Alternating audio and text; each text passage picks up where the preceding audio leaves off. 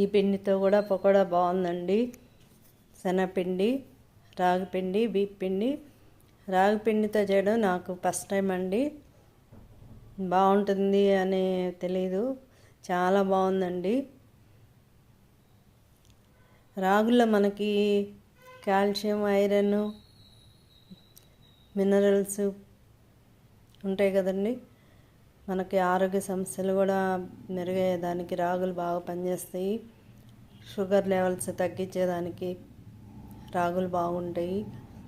నేను అన్నము పప్పులోకి ఈరోజు రాగి పిండితో చేసినటువంటి పకోడా అండి. చాలా చాలా టేస్టీగా బాగుంది.